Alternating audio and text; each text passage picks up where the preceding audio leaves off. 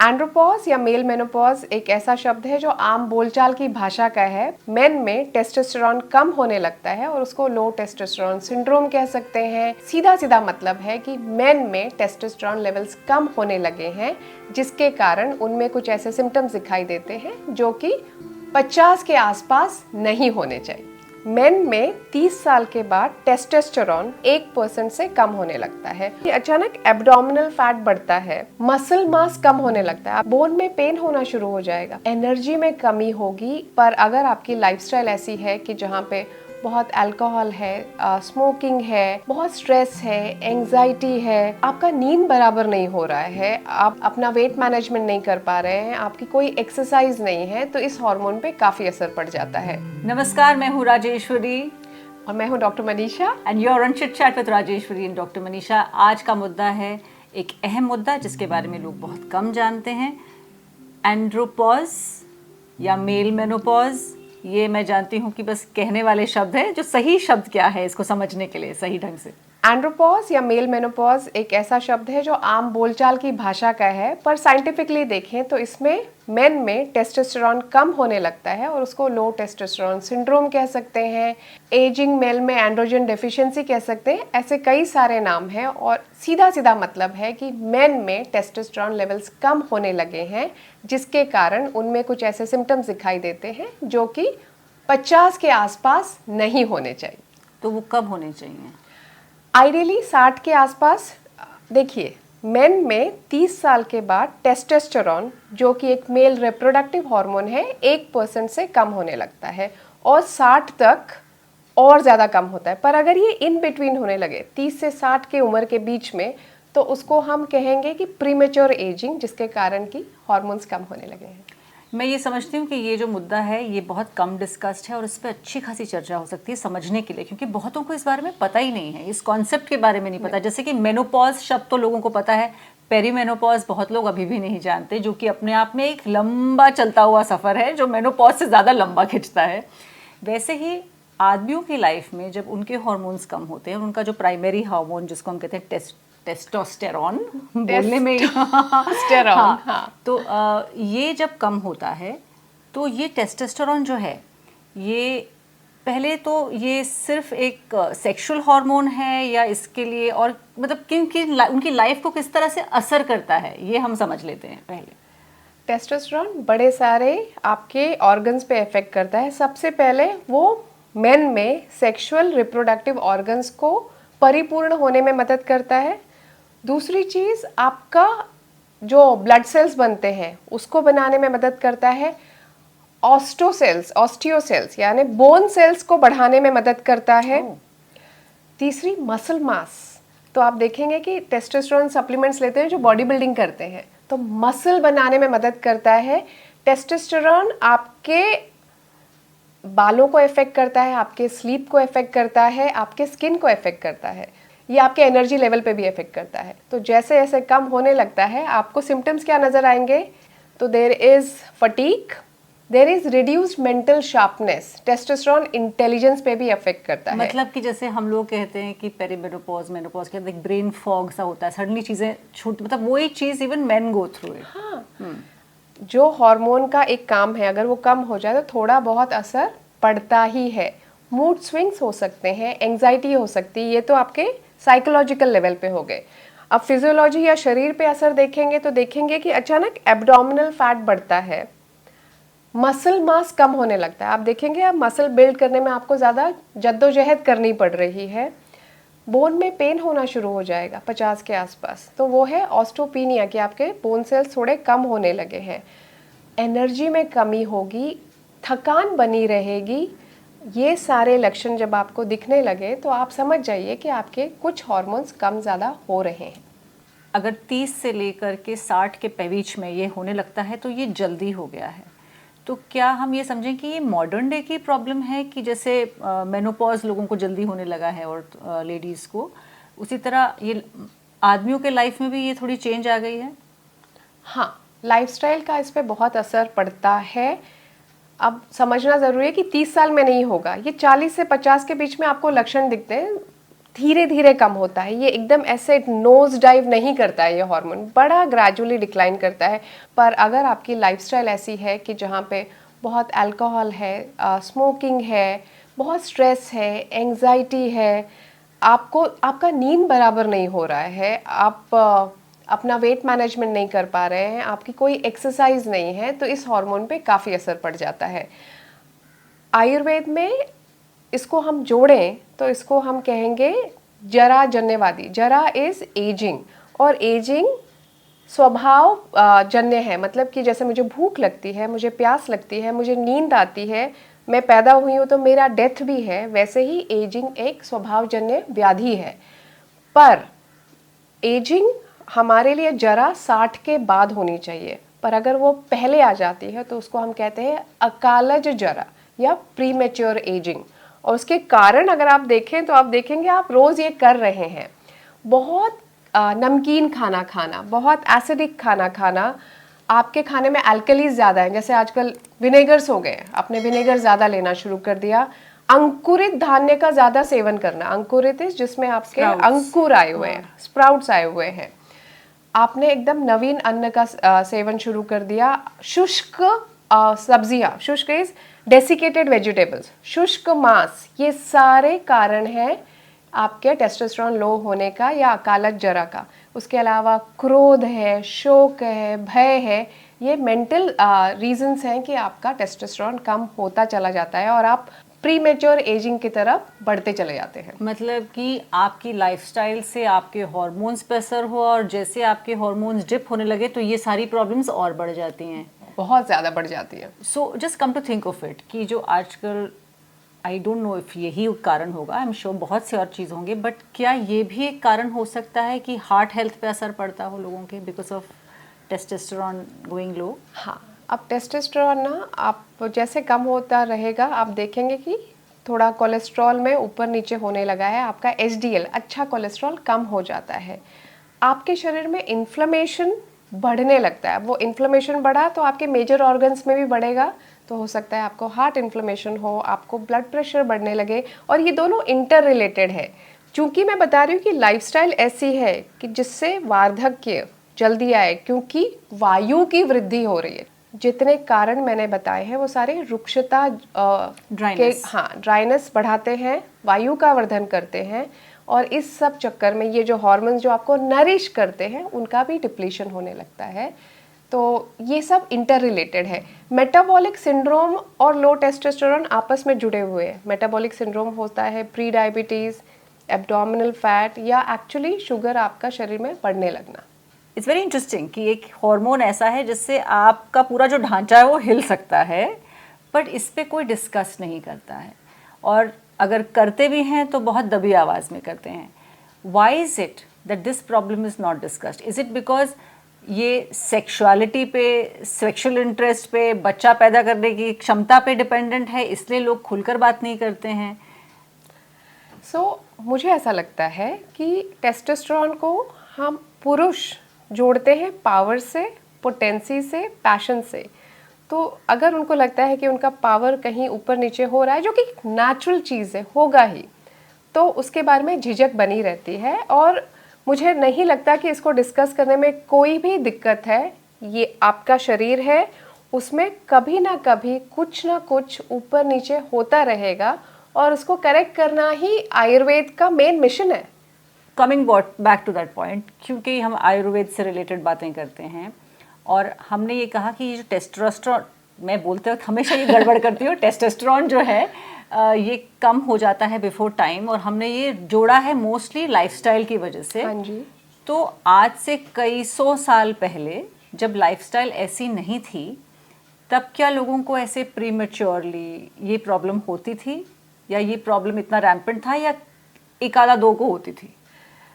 आयुर्वेद बड़ा सुंदर शास्त्र है, तो उसका बेसिक मिशन क्या है कि स्वस्थस्य स्वास्थ्य रक्षणम, आतुरस्य विकार प्रशमनम च। तो जब स्वस्थ है ना, तो उसका मैं स्वास्थ्य प्रिजर्व करके रखूंगी, और अगर बीमारी हुई तो मैं उसको ठीक करूंगी। तो आयुर्वेद में 2 फील्ड्स ऑफ मेडिसिन ऐसे हैं जो कि आपको प्रिवेंटेटिव मेडिसिन बताते हैं। एक है रसायन और दूसरा है वाजीकरण, एंड वाजीकरण स्पेसिफिकली मेल ओरिएंटेड है।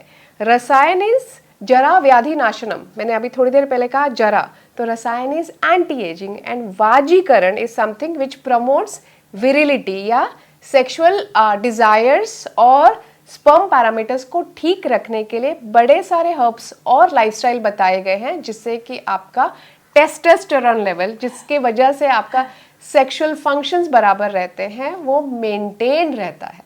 तो मतलब पहले जो ये हर्ब्स और इस तरह से जो ध्यान दिया जाता था वो अब भी किया जा सकता है and your health can be maintain. बिल्कुल। तो मतलब अच्छा, अगर हम दोनों में फ़र्क की बात करें तो मेल हार्मोन्स अगर हम और फीमेल हार्मोन्स, जैसे फीमेल्स अगर मेनोपॉज से पहुंच गई उसके पास उनको बच्चे नहीं होते, do main reach a point very early way they also can't have children? क्या इस बात का भी डर होता है लोगों को? हाँ, तो टेस्टोस्टेरोन जुड़ा हुआ है मेल स्पर्म पैरामीटर से, विरिलिटी से, सेक्सुअल फंक्शन से इम्पॉर्टेंटली, और जितना कम रहेगा उतना स्पर्म काउंट कम होता जाएगा, जो कि फर्टिलिटी इफेक्ट करता है। और ये देखा गया है लार्जली कि मेनोपॉज जब फीमेल्स में होता है तो उनका प्रजनन क्षमता या द एबिलिटी टू रिप्रोड्यूस खत्म हो जाती है, पर for main it remains till 70। सिर्फ स्पर्म क्वालिटी बहुत अच्छी नहीं होगी, but they can still create progeny. In layman's terms, मतलब आम भाषा में एंड्रोपॉज कहते हुए अगर हम कहते हैं कि ये 30 से 50 के बीच में, 60 के बीच में होता है, और 30 में ये शुरुआत हो जाती है, और 30 की शुरुआत 1% हर साल, 1% हर साल ये कम होता है, तो इंसान को कैसे पता चलेगा कि वो early stages of testosterone decline में है कि नहीं है? कैसे पता चलेगा और कैसे उसका रोकथाम करें?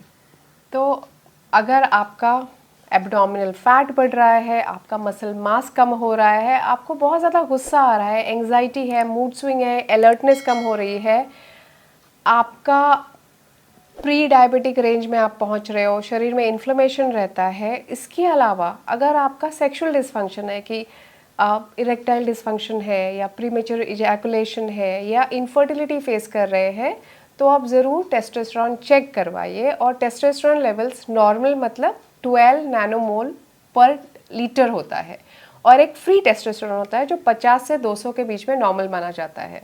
वो आपके डॉक्टर आपसे करवा लेंगे टेस्ट और देख के बता देंगे whether there is any problem और नॉट। और ये जो 1% डिक्लाइन है ना, ये नेचुरल डिक्लाइन है, पर अचानक से बहुत ज़्यादा सिम्टम्स दिखना अननेचुरल है। तो आप ये कह रही हैं कि अगर 30 के बाद सडन डिप हो जाता है इन सब चीज़ों में, सडन चीज़ें नज़र आने लगती हैं, तो मतलब टेस्टोस्टेरोन में गड़बड़ हो रही है। लेकिन ये वो एज है जहाँ सब यंग हैं, सबकी लाइफस्टाइल इरेटिक है, पार्टियाँ भी चल रही हैं और काम भी बहुत हो रहा है, तो लाइफस्टाइल को कैसे लाइन पे लेकर आएं ताकि ये सारी हार्मोनल प्रॉब्लम्स ना आए और आप अच्छी ज़िंदगी जी सकें? अब लाइफस्टाइल तो मैंने सारे कारण गिना दिए, आप वो कारण हटा दीजिए कि आपका लाइफस्टाइल इरेटिक है, आपका खाना पीना इरेटिक है और आपका स्लीप इरेटिक है। एक मुद्दा समझने के लिए ये है कि जब मैं एंड्रोजन या मेल हार्मोन्स बोलती हूँ, उसमें एक टेस्टोस्टेरोन है, एक DHEA है, और लार्जली मेलाटोनिन भी माना जाता है। मेलाटोनिन स्लीप हार्मोन है, हाँ। जो कि आपका स्लीप रेगुलेट करता है। लो टेस्टोस्टेरोन का एक साइन ऐसा है कि आपका स्लीप डिस्टर्ब्ड हो जाता है या स्लीप इश्यूज होते हैं, मतलब नींद नहीं आती, नींद ठीक से नहीं आती, आपको स्लीप डेप्रिवेशन रहता है, आप 4-5 घंटे सो रहे हैं, काम है इसकी वजह से या एंग्जाइटी है इसकी वजह से, कुछ भी हो सकता है, बट मेलाटोनिन आपका खराब हो रहा है। आपको एक और चीज़ समझनी ज़रूरी है कि अ नॉर्मल मेल जिसका टेस्टोस्टेरोन बिल्कुल ठीक ठाक है, he will wake up with an early morning erection. अगर ये रेगुलरली आप नहीं देख रहे हैं तो आप समझ लें कि आपका टेस्टोस्टेरोन कम होता जा रहा है। तो इसमें स्लीप साइकिल भी इम्पोर्टेंट हो जाएगी, जिसको हम सर्केडियन रिदम बोलते हैं। बिल्कुल, बहुत ज़रूर। जब आयुर्वेद की लाइफस्टाइल है कि आप सुबह सही टाइम पे उठें, रात को सही टाइम पे सोएं, अपने आप सारे हार्मोन, शरीर के हर अंग को पता है कि उसको कैसे करेक्ट रखना है, एक रिदम मेंटेन करनी है। तो मतलब वो क्या, जैसे मैंने सुना है कि जो आवर्स पे डिपेंड करता है कि सूरज के इस, मतलब दिन के इस प्रहर पे ये हार्मोन रिलीज होता है, क्या is that true? It is true. अच्छा, तो सन ढलने के बाद, सूरज ढलने के बाद मेलाटोनिन नाम का hormone, darkness, it's a hormone of darkness, तब प्रोड्यूस होता है। तो शरीर को 10 बजे तक अगर आप नहीं सो रहे हैं तो मेलेटोनिन प्रोडक्शन धीरे धीरे कम होने लगता है और आपकी नींद डिस्टर्ब्ड ही रहेगी। तो मतलब ये आफत हम खुद पे बुला रहे हैं। अगर हम आयुर्वेदिक एक लाइफस्टाइल अपनाएं जिसको हम कहते हैं going with nature, going with the flow of how it should be, तो आपकी सारी हेल्थ मोर और लेस बैलेंस में रहेगी। बिल्कुल बैलेंस में रहेगी। अगर हम ये नहीं कर पाते हैं विथ मॉडर्न डे लिविंग, जिस तरह से हमारे काम हैं, पूरी दुनिया समाई हुई है, अब वहाँ दिन है यहाँ रात है लेकिन काम हो रहे हैं, तो ऐसे में आयुर्वेद कैसे हेल्प करेगा? क्या ट्रीटमेंट हो सकती है, क्या लाइफस्टाइल हो सकती है ओवरऑल? 3-4 चीज़ें सिंपल है। पहले आपको ठीक होना है तो आप अपने सारे कॉजेज, हेतु तुरंत बंद कर दें। दूसरी चीज़, हेतु सेवन जैसे बंद होगा, जो कारण है वो जैसे चले जाएंगे, वैसे ही शरीर अपने शरीर में से जितने टॉक्सिन्स जमा किए हैं वो सब छोड़ने लगेगा, बाहर निकालने लगेगा। तो डिटॉक्स ऑफ द बॉडी। तीसरा है रसायन और वाजीकरण हर्ब्स का सेवन। अब रसायन एंटी एजिंग है और वाजीकरण, वाजी मतलब हॉर्स और करण मतलब हॉर्स जैसा बन जाना। सो हॉर्स को जोड़ते हैं हम सेक्सुअल प्रोवेस से, विरिलिटी से। तो आपको ऐसे कुछ हर्ब्स का सेवन शुरू कर देना चाहिए जिससे कि आप विराइल रहे, आपका सेक्सुअल फंक्शन अच्छा रहे और टेस्टोस्टेरोन अच्छा रहे। अब ये हर्ब्स क्या हैं? सबसे पहला है अश्वगंधा। वाजी यानी अश्व या घोड़ा और अश्वगंधा मतलब वो रूट जिसको घोड़े जैसी गंध आती है। और ये बड़ी बढ़िया हर्ब है, एडेप्टोजेनिक है, इम्यूनिटी बढ़ाती है, टेस्टोस्टेरोन इम्प्रूव करती है, मसल मास इम्प्रूव करती है, कॉग्निटिव फंक्शंस ठीक करती है, आपकी नींद अच्छी करती है और ओवरऑल आपको हेल्दी रखती है। तो इसको आप 30, 35, 40 के आसपास लेना शुरू करें एज ए एडेप्टोजन या वाजीकर। सुबह शाम एक एक टैबलेट ले सकते हैं। अगर आप पाउडर ले रहे हैं तो एक छोटा चम्मच अराउंड 2.5 ग्राम दिन में 2 बार दूध या पानी के साथ लेना शुरू कर दें। कितने वक्त के लिए? ये सब 1 से 3 महीना, उसके बाद आप गैप दीजिए और फिर से शुरू कर दीजिए। बट 3 महीना लगता है एक टिश्यू को नरिश होने में। दूसरी चीज़ है शिलाजीत। शिलाजीत बड़ा फेमस है पर वो सिर्फ अकेला एफ्रोडिजियाक या सेक्सुअल फंक्शन इंप्रूव नहीं करता है। ये ओवरऑल रसायन है, एंटी एजिंग है, ये डायबिटीज़ में काम आता है, यूरिनरी डिसफंक्शन में काम आता है, ये टेस्टोस्टेरोन इंप्रूव करता है। बेसिकली शिलाजीत स्टोन एक्सुडेट है, मतलब पहाड़ों से निकला हुआ एक रेजिन है जिसमें बहुत सारे ऑलमोस्ट 85 फाइटो मिनरल्स हैं। उसके अलावा फल्विक एसिड और ह्यूमिक एसिड है जो कि इतने सारे काम करते हैं। तो टोटली नरिश करता है आपको और आपका टेस्टोस्टेरोन लेवल नॉर्मल रखने में मदद करता है। तो मतलब ये 2 मेन हर्ब्स हैं, लेकिन ये क्या डॉक्टर से पूछ के लिया जाए या खुद से ले लें? अगर आपको सिर्फ हेल्दी रहना है तो आप अश्वगंधा कभी भी शुरू कर सकते हैं। शिलाजीत का कितनी मात्रा लेनी चाहिए उसके लिए डॉक्टर से मिलना बहुत ज़रूरी है। तो आप मिले और उसके हिसाब से लें, अपने मर्जी से ये सारी चीज़ें ना शुरू करें। और एक और बात, क्या ये दोनों हर्ब्स एक साथ ली जा सकती हैं? बिल्कुल, कोई दिक्कत नहीं है। सुबह अश्वगंधा और शिलाजीत एक टाइम और शाम को अश्वगंधा शिलाजीत एक time in the recommended dosage. और आप किसी ना किसी से ज़रूर सलाह लें, अपने मर्जी से शिलाजीत ना शुरू करें। एक बहुत अहम सवाल, ये जो शिलाजीत है ये बेचा भी जाता है, इसका प्रचार भी होता है, लेकिन लोगों का ये सवाल होता है कि हमें कैसे पता चलेगा कि ये प्योर है, यहाँ से लेना चाहिए नहीं लेना चाहिए? क्या शिलाजीत इतनी आसानी से मिलता है? नहीं, बिल्कुल आसानी से नहीं मिलता है। पहाड़ों का है, अमृत मंथन में निकला हुआ शिलाजीत है, तो इतनी आसानी से नहीं मिलता है। पर आप किसी रेप्यूटेड कंपनी का शिलाजीत ले लें तो वो अच्छा होगा। जिसके बारे में जानकारी नहीं है, जिसके ऊपर कोई सर्टिफिकेशन नहीं है, ऐसी जगह से शिलाजीत ना लें। तो उनके हेल्थ के लिए अगर लगातार हम खाने का जो सेवन करते हैं, वो कौन सा खाना रेगुलरली इंटेक करें जिससे आपकी ओवरऑल हेल्थ ठीक रहे? ऐसा कुछ जो एंटी इन्फ्लेमेटरी हो, जिसमें बड़े सारे एंटीऑक्सीडेंट्स हो। सबसे पहला अच्छा एंटी इन्फ्लेमेटरी घी है, घी हमेशा खाएं अनलेस आपको डॉक्टर ने मना किया हो तो। दूसरा है मिल्क एंड मिल्क प्रोडक्ट्स। तीसरा है ग्रीन लीफी वेजिटेबल्स, बिकॉज उसमें आपको काफ़ी मिनरल्स और एंटीऑक्सीडेंट्स मिलते हैं। चौथे हैं fruits. Fruits give you antioxidants, minerals and vitamins. अब कौन से वाले अच्छे हैं? आप अनार खा सकते हैं, खजूर खा सकते हैं, इसके अलावा आम को एफ्रोडीजियाक और टेस्टोस्टेरोन एनहांसर बोला गया है, उसका सेवन करें। चीकू अच्छा है, बनाना अच्छा है, पाइनएप्पल भी कुछ हद तक अच्छा है। एक है हमारा संतरा, जो कि लोग कहते हैं विटामिन सी से भरपूर है, वो छोड़ के थोड़ा सा गुरु और अभिसंधि है, और ये अच्छा होता है अगर आपको शुक्र धातु या टिश्यू नरिशमेंट चाहिए होती है of sperm and related parameters. Dry fruits कौन सा लेते हैं? ड्राई फ्रूट्स कहते हैं अच्छा होता है। सारे ड्राई फ्रूट्स अच्छे होते हैं, जिसमें थोड़ा ऑयल कंपोनेंट हो, वो नरिशिंग होता है, इसलिए वो सारे अच्छे हैं। स्पेशली खजूर। खजूर कौन सा वाला? ये सवाल हमेशा लोग पूछते हैं, वो सूखे वाले छुआरे या फिर वो गीले वाले खजूर? गीले वाले नहीं, सूखे वाले छुआरे। उसको आप घी में भून के खा सकते हैं, उसको आप दूध में उबाल के खा सकते हैं, ऐसे ही खा के पानी पी सकते हैं। 2-3 चीज़ें और, अगर आपका टेस्टोस्टेरोन लेवल लो है और मस्कुलर मास कम है तो कोशिश करें कि उड़द दाल खाएं। उसके साथ खसखस, खसखस इज सुपर एफ्रोडीजियाक, उसकी चटनी बना के खा सकते हैं। सो ये 2 चीज़ मैं हमेशा रेकमेंड करती हूँ। एक्सरसाइजेस कौन सी रेगुलरली करनी चाहिए? एनीथिंग जिससे कि स्ट्रेंथ ट्रेनिंग हो और आप थोड़ा वजन उठाएं। सिंपल स्ट्रेचिंग से शुरू करें, योग से शुरू करें, और जितना आप अपने बॉडी को पुश कर सकते हैं, जितना सामर्थ्य है उतनी एक्सरसाइज करते रहें। इसके अलावा हेल्दी लाइफस्टाइल, और उसका एक पार्ट है नस्य या नाक में तेल या घी 1-1 बूंद सुबह शाम डालें, जिससे कि शरीर में, सर में पिट्यूटरी ग्लैंड, जो कि आपकी मास्टर ग्लैंड है, जो सारे हॉर्मोन्स को पुश देती है, उसको आप सुधार सकते हैं नस्य के द्वारा। मैं कह रही हूँ कि ये जराजन्य व्याधि है और वायुवर्धन की वजह से है, तो अभ्यंग या ऑयल मसाज हफ्ते में 1 बार ज़रूर करें। इसके अलावा चूँकि मूड स्विंग्स हैं, थोड़ा गुस्सा है, एंग्जाइटी है, तो शिरोधारा, जहाँ पे माथे पे तेल या दूध की धारा छोड़ी जाती है, वो आप किसी आयुर्वेदिक डॉक्टर से मिलकर ज़रूर करवाएं। ये आपके ओवरऑल हेल्थ के लिए बहुत अच्छा है। तो कम टू रियलाइज कि जितनी प्रॉब्लम्स हमारी होती हैं वो हमारे लाइफस्टाइल से शुरू होती है, और हम किस तरह से ज़िंदगी अपनी जी रहे हैं पूरे पेस में ना, उसको हमें रोक करके लिए अपने आप को टाइम देना चाहिए।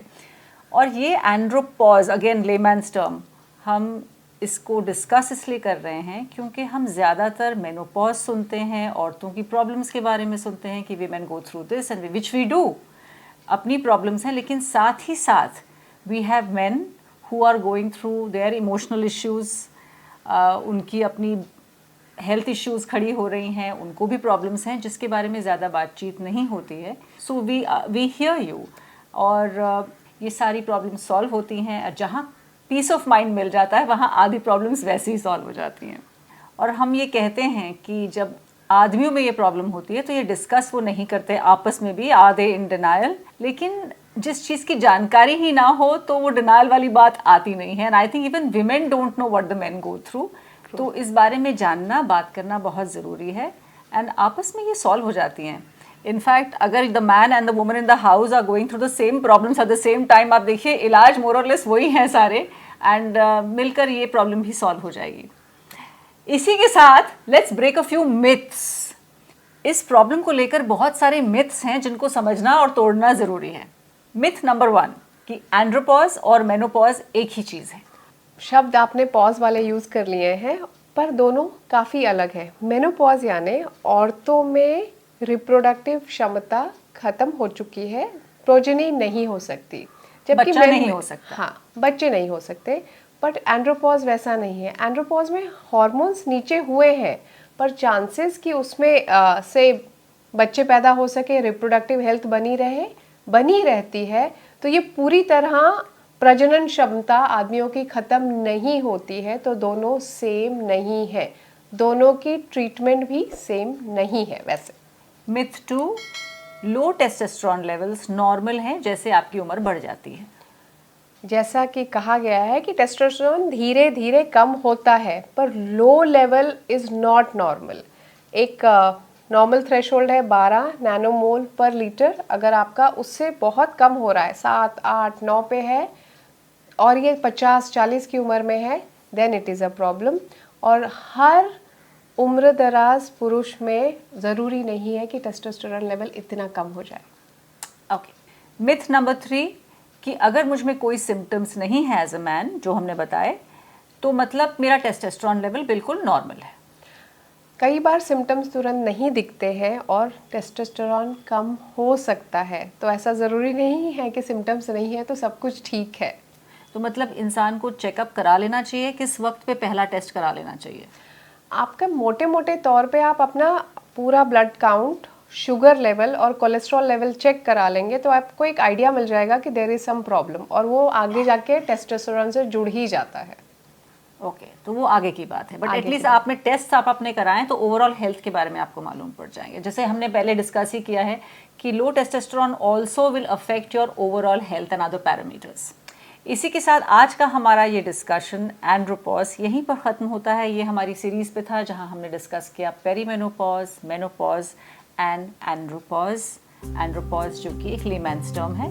इस एपिसोड को फिर से समझने के लिए आप दोबारा देख सकते हैं, but we come to a conclusion here. आपको कैसा लगा हमारा एपिसोड आप ज़रूर लिखकर बताइएगा। आपको कोई सवाल हो, कुछ प्रश्न पूछने हो, आप हमें लिख सकते हैं। We would like it.